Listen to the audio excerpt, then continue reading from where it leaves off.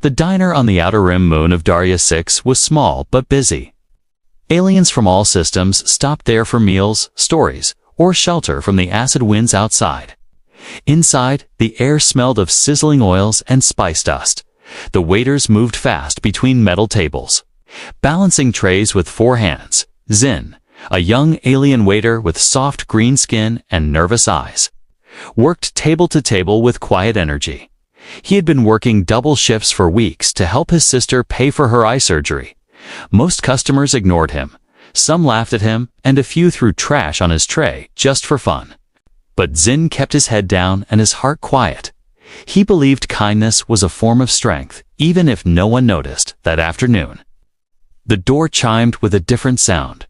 A human stepped in, tall, with worn boots and a coat that looked like it had seen war. He had no name tag, no fancy gadget, no escort droid. Just a face that carried silence and eyes that seemed to carry a weight. He walked to the corner booth table. Nian sat without saying a word.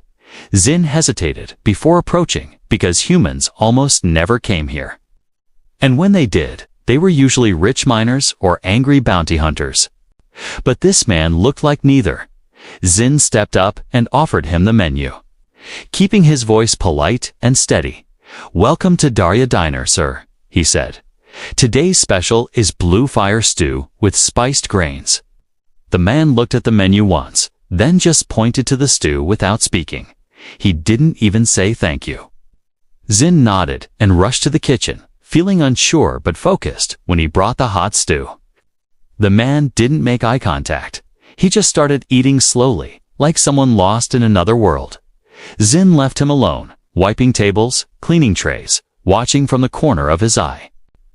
The human finished the meal in silence, wiped his mouth, stood up, and walked out the door without saying anything. No thank you, no goodbye, and no tip. Just a half-finished glass of thorian water and an empty plate. Zin sighed, feeling the sting of rejection, but tried to shake it off. Not every customer was kind, and not every day brought meaning. He walked back to clear the table, expecting nothing. But when he lifted the plate, something caught his eye. It wasn't credits or a handwritten note. It was a flat black card, no writing. No glow, just smooth and cool to the touch. Zin picked it up with one claw and blinked. The card pulsed red once and then stopped.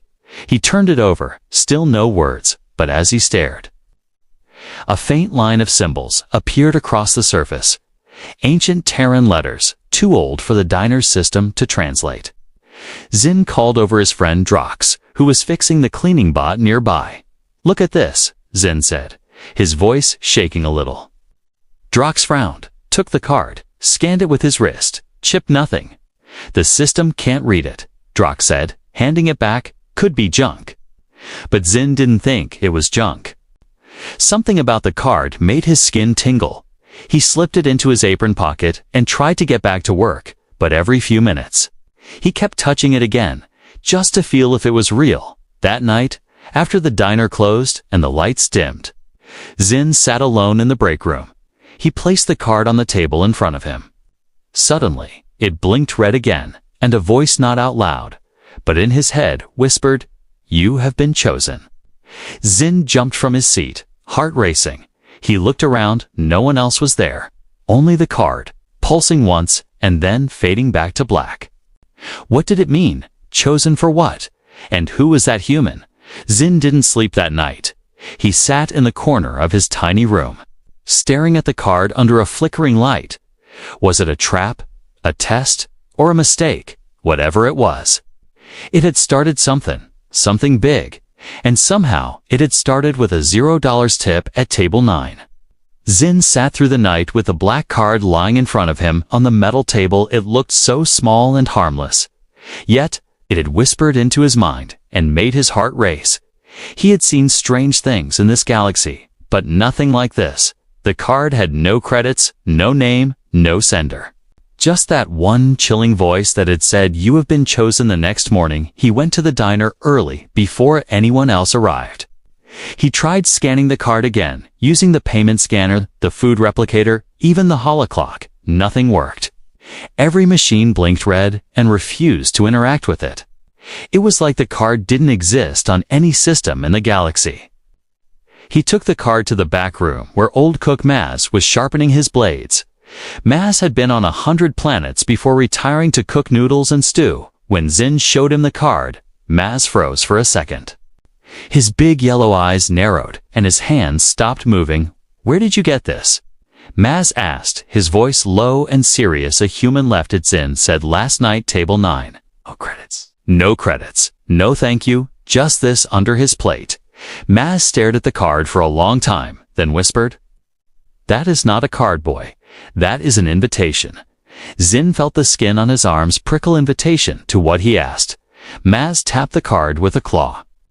"Long ago, before the wars, humans created these to carry secret messages without words. Only certain people can unlock them. It means someone trusted you with something important. Or someone wants to test you." Zin didn't know what to say. He had just been a waiter, a nobody. Why would anyone choose him? Later that day, a customer came in, a quiet Sonari with blue feathers who usually drank alone in the corner. He slipped Zin a note as he paid it. Read, "If the card found you, go to the place of silence." Zin rushed outside to catch the customer, but he had vanished into the crowd. He read the message again and again. Place of silence. There were many quiet places on Darius 6, but only one was known by that name. The desert plains of Porianthri. A dead zone, no signals, no sound, no life. Just dry winds and ancient ruins. Zin tried to forget about it, tried to focus on work and trays and orders. But every time he looked at the card, he felt something call to him. He could not sleep, he could not eat. He kept hearing that voice, "You have been chosen." Finally, he packed his things and left a message for his sister. Told her not to worry and promised to return.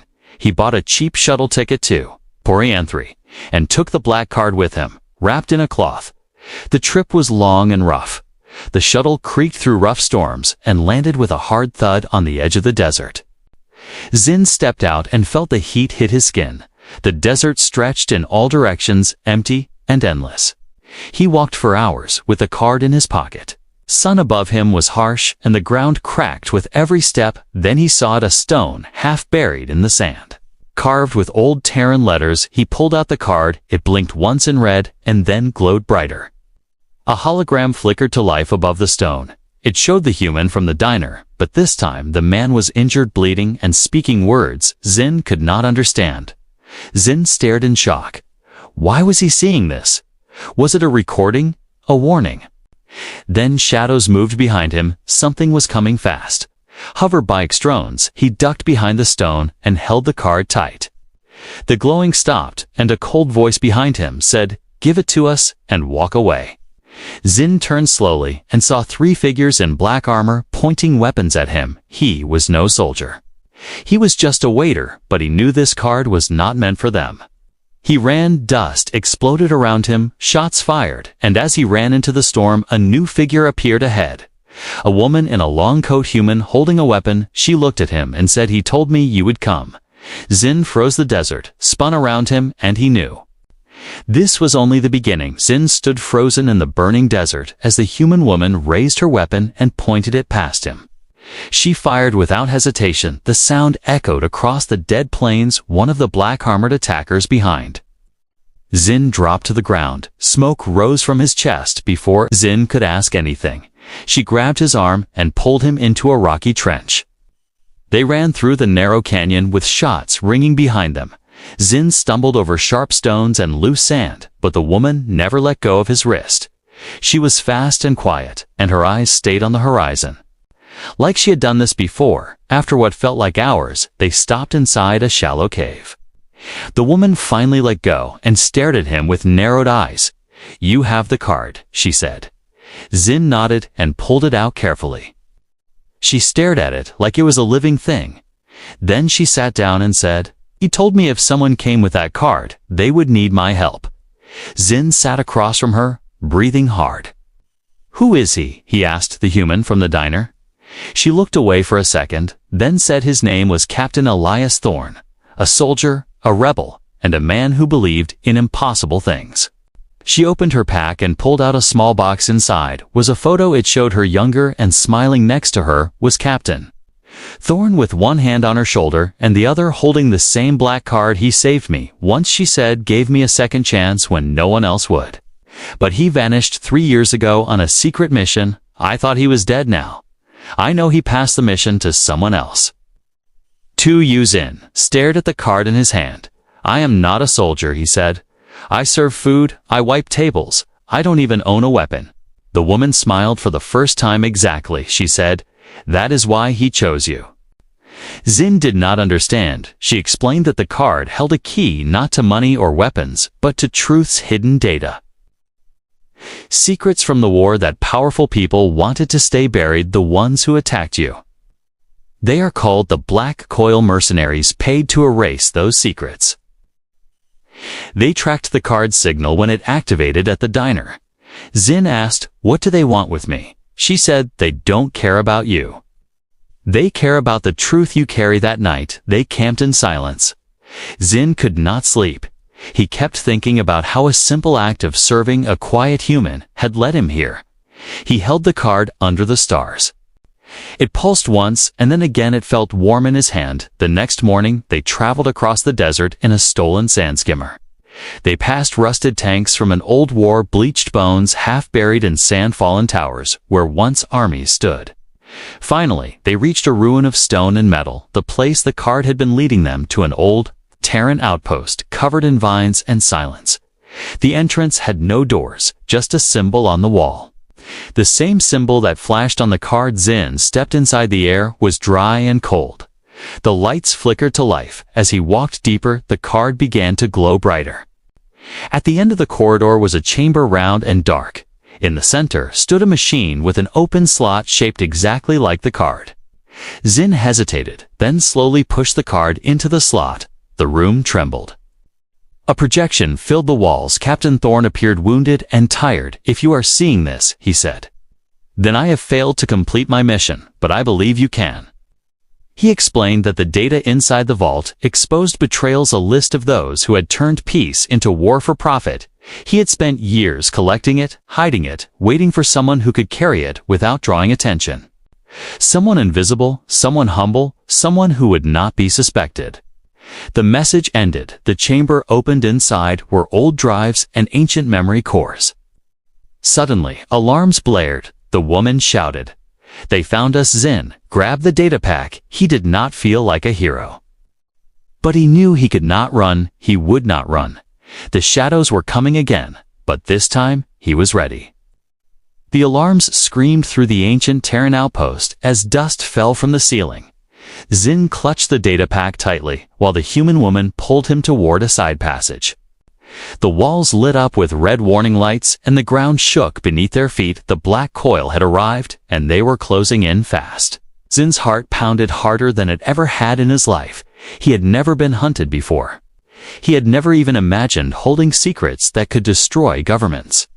Yet now, he was running through a collapsing ruin, with the most dangerous truth in the galaxy strapped to his chest. The hallway split into two paths. The woman pointed to the right. "This way," she said. Zin followed her without question, even though fear made his legs shaky. They reached a steel door half buried in sand. She kicked it open and dragged him inside.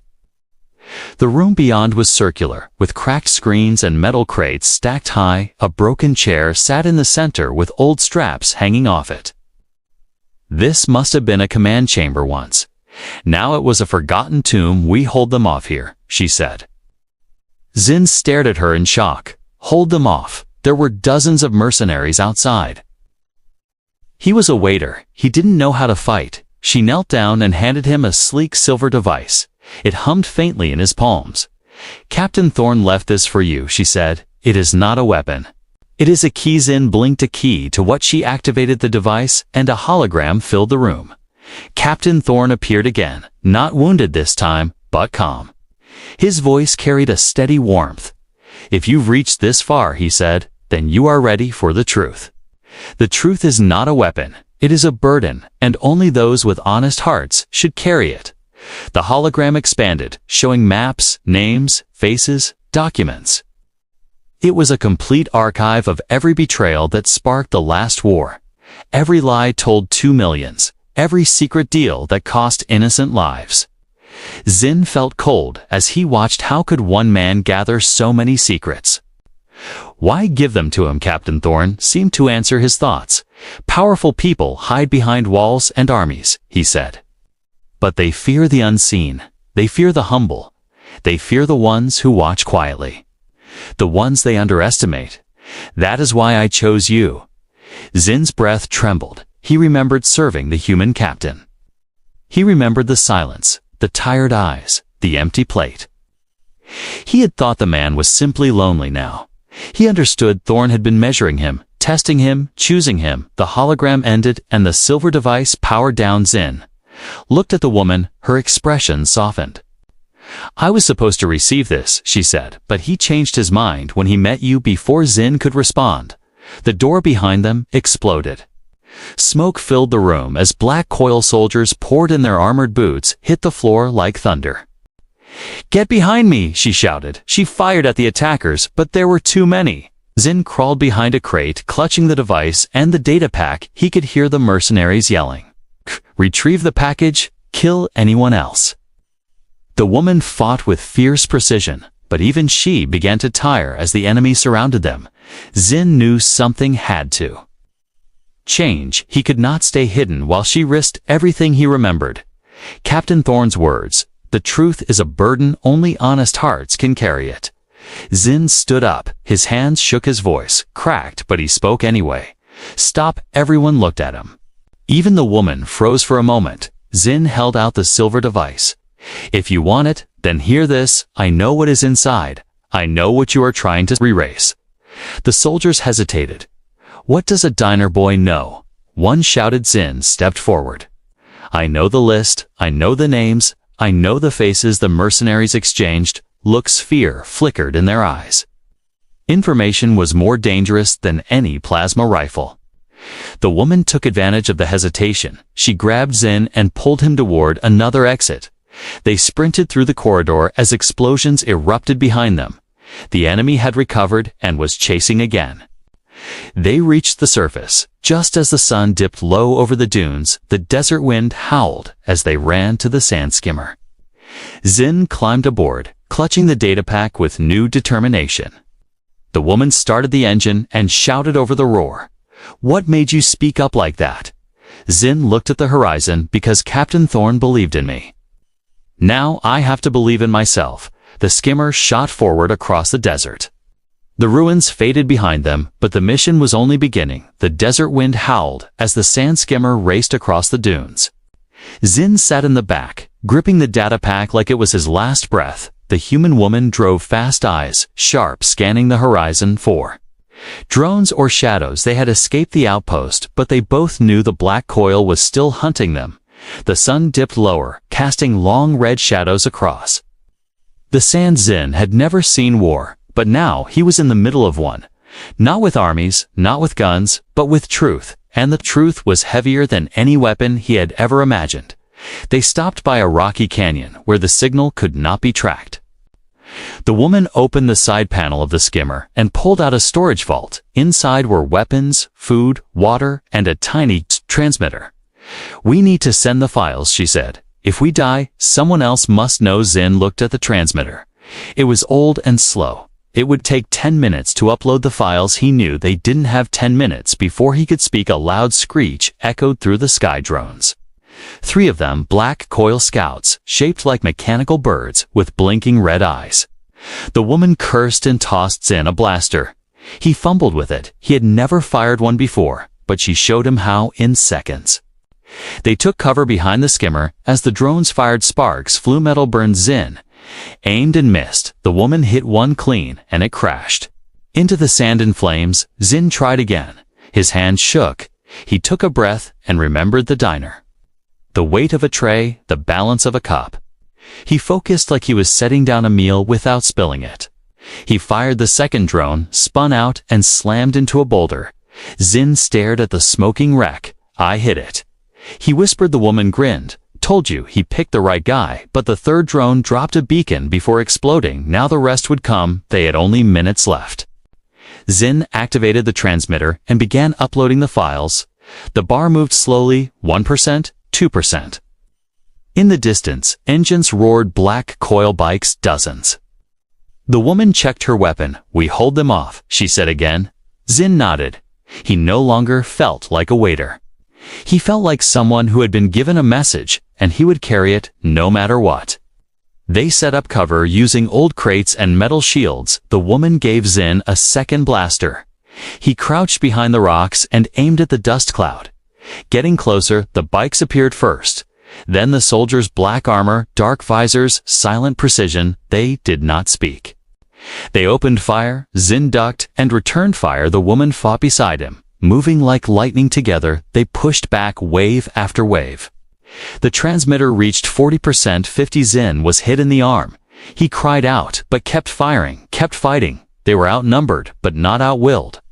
60%, 70. A grenade exploded behind them. The skimmer caught fire, smoke filled the air. Zin pulled the transmitter closer, covering it with his body. The woman was hit in the leg. She fell behind the crates. Zin crawled to her and dragged her back to safety. She looked at him with pain in her eyes, but pride in her voice. "You are not a waiter anymore," she said. "You are a guardian now."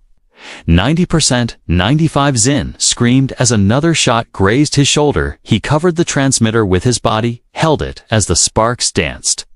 Around him, upload complete. A blue light flashed. The files were gone, sent safe. The black coil commander stepped forward. Saw the light too late. He ordered retreat. They vanished into the desert. Zin lay on the sand, barely breathing. The woman beside him, bleeding but smiling. They had done it. They had delivered the truth. The galaxy would never be the same. Zin looked at the stars above. He thought of the human who left a black card under a plate, and he smiled. The stars above Porionthre looked peaceful that night, but the ground told another story. Smoke rose from the battlefield, and broken drone parts scattered the sand. Zin lay beside the woman warrior, barely able to lift his head. He could feel pain burning in his shoulder and arm, but his heart was calm. The truth had been sent. The files had uploaded. He had done what Captain Thorne believed he could do. The woman reached over and touched his claw. "You did it," she whispered. "You really did it." Zin blinked away the sweat and dust in his eyes. "I only served him one meal," he said. "I never thought it would matter." She smiled through the pain. Sometimes one small act changes everything. Rescue ships arrived hours later. Not black coil, not mercenaries, but journalists, rebel medics. Truth seekers who had picked up the signal. They found Zin and the woman barely conscious. They treated their wounds and carried them away from the ruins. The message had gone viral across the outer colonies within hours. Governments trembled, generals denied, and common people finally saw the secrets that had built the war. They called it the Thorne Archive. But they spoke another name just as often: Zin, the alien waiter with 4 arms and a kind heart, who had defended the truth with nothing but courage. He was offered medals, offered credits, even a place in the Galactic Senate, but Zin shook his head. "I want to go back to my diner," he said. The galaxy did not understand, but his old co-workers did. When he returned to Daria 6, the diner was packed. Not with warriors, not with spies, but with families, with workers, with those who never had a voice. They cheered when he walked in. Some bowed, others wept. And Zin only smiled and said, "Table 9 is open again." He wore a sling on his arm for weeks, but still served food, still smiled at every customer. The human woman visited often. She never told her name to anyone, but she always sat at table 9 and left a silver coin under her plate. Zin placed the black card in a glass box near the entrance. He put a small note beneath it. "This is not payment. This is purpose." Tourists came from all over, just to see the diner, not because it was fancy, but because it was true. One night, a young alien boy with 3 fingers and big eyes walked up to Zin. He said, "How did you know you were ready?" Zin knelt and looked the boy in the eye. "I didn't," he said. "I was afraid. I wanted to run, but someone believed in me before I believed in myself." The boy nodded slowly and then asked, "Do you think I could ever be chosen?" Zin looked at him and smiled. You already have been. The stories spread across systems. Plays were written, songs were sung, and the phrase became legend. What the waiter found under the plate changed the stars. Years passed, but Zin never left the diner, even when offered positions of power. Even when he was called the quiet hero, he stayed, he served, and he watched because he knew the galaxy was always shifting. And somewhere out there, another card might be waiting to find someone else. One evening, the woman returned with a child by her side. The child placed a red card on the counter. It pulsed once. Then twice. Zin froze. Another invitation, another story, another beginning. He took a deep breath, looked at the child, and said, "Let me show you where it all began." He walked them to table 9, pulled out a chair, and waited because the truth was never finished. It only waited for the next person to notice it, to care for it, to carry it. Zin knew now, he was never just a waiter. He was a guardian of what mattered most. The diner glowed with soft yellow lights as night fell on Daria 6. It was quiet now, not because it was empty, but because people respected the silence around table 9. Zin moved slowly between tables, his steps steady. His mind calm. Years had passed since the card first whispered in his head, and yet it felt like only yesterday. He still remembered the exact weight of the black card in his hands, the way it pulsed once, then spoke without a voice. Now the card rested inside a glass case near the door. Visitors from every corner of the galaxy came to see it. Children stared with wide eyes, elders bowed their heads, and rebels lit candles beside it. Underneath the glass, a single line was carved into stone. He served with 4 hands, but led with 1 heart. Zin never called himself a hero. He just kept showing up, kept bringing plates, kept cleaning quietly when no one else wanted to.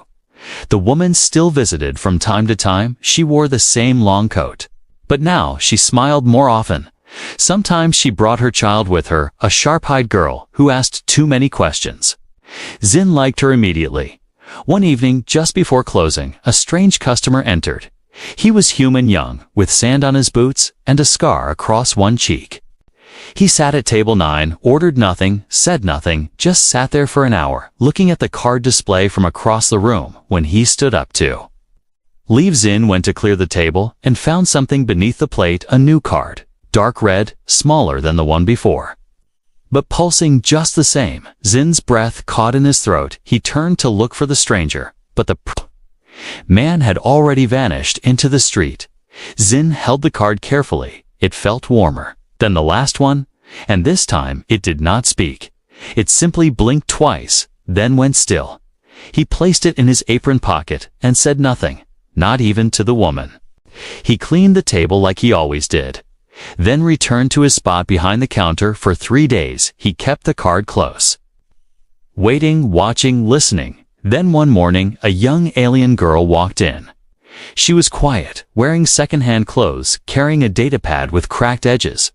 She walked up to Zin and said, "My name is Mira. I heard this place was safe." Zin nodded. "It is safe always." She looked around, then whispered, "I found something. I don't know what it is, but I think it's calling to someone." She pulled out a shard of metal, almost identical to the red card, but broken, glowing faintly. Zin stared at it, then reached into his apron. He held out the red card. They both blinked as the pieces pulsed together. Mira's eyes widened. "I think it wants to go home," she said. Zin nodded slowly, then said, "Then maybe you should take it there." Mira frowned, "But I'm not ready. I'm just a student. No one listens to me." Zin smiled. "That's what I thought too." He opened the glass case and placed the red card beside the black one. 2 lights, 2 stories, 2 chances. Then he looked at Mira. "Sometimes the galaxy does not wait for us to be ready. It only waits for us to choose." She looked at the cards, then back at Zin. Her hands trembled. But she did not walk away. He handed her a travel pack, water, food, and an old worn-out coat, once worn by a human who had believed in impossible things.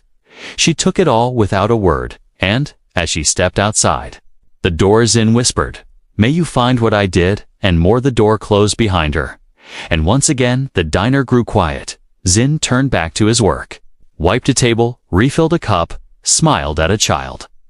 Because the world did not stop when heroes rose, it simply waited to be served, and beneath every plate, in the quiet, in the overlooked, in the forgotten corners of the stars, there might be another message, another card, another chance.